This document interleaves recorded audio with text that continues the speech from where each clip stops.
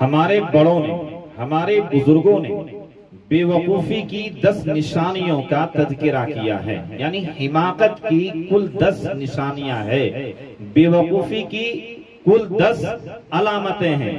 Number 1، نیکی کرے نہیں اور جنت کی امید رکھے۔ کوئی اچھا کام نہ کرے، کوئی نیکی والا کام نہ کرے، اس کے باوجود وہ جنت کی امید رکھے، یہ بے وقوفی کی پہلی نشانی ہے۔ نمبر 2، خود بے وفا ہو اور دوسروں سے وفا کی امید رکھے، خود بے وفا ہو اور دوسروں سے وفا کی امید رکھے، یہ بے وقوفی کی دوسری نشانی ہے۔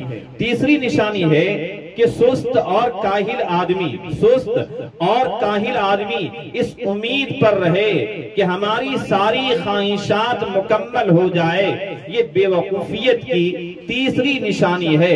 اور چوتھی نشانی ہے کہ جو اپنے سے بڑوں کی نافرمانی کرے، جو اپنے سے بڑوں کی نافرمانی کرے اور اس امید پر رہے کہ چھوٹے اس کی فرما برداری کریں گے، یہ بے وقوفی کی چوتھی نشانی ہے۔ اور پانچویں نشانی ہے کہ ایک بیمار آدمی بیماری میں پرہیزی نہ کرے۔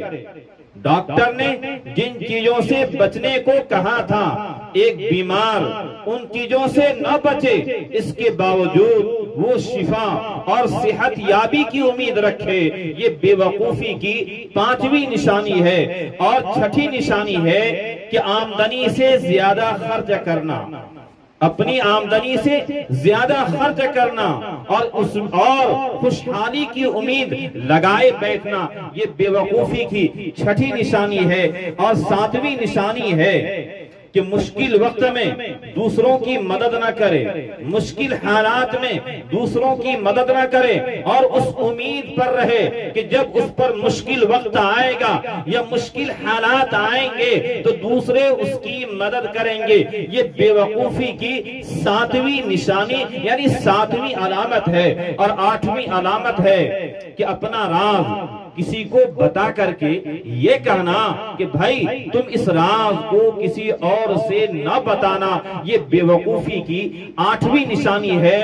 اور بے وقوفی کی نویں نشانی ہے کہ کسی گناہ کو 2-4 دفعہ کرنا اس امید پر کہ چھوڑ دیں گے بعد میں، یہ بے وقوفی کی نویں نشانی ہے۔ اور بے وقوفی کی 10ویں اور آخری نشانی یہ ہے کہ کوئی مرد، کوئی شوہر اپنی بیوی سے روزانہ جھگڑے کرے، کوئی شوہر اپنی بیوی سے روزانہ جھگڑے کرے، اس کے باوجود چین و سکون کے ساتھ رہنے کی امید رکھے، یہ بے وقوفی کی 10ویں نشانی ہے۔ ذرا ہم اپنا تجزیہ کریں، آپ اپنا تجزیہ کریں کہ ان نشانیوں میں سے ایسی کون کون سی نشانی ہے جو ہمارے اندر، ہماری زندگی کے اندر پائی جاتی ہے۔ انشاءاللہ ان نشانیوں کو ہم چن کر کے اپنی زندگی سے دور کرنے کی کوشش کریں گے۔ السلام علیکم ورحمۃ اللہ وبرکاتہ۔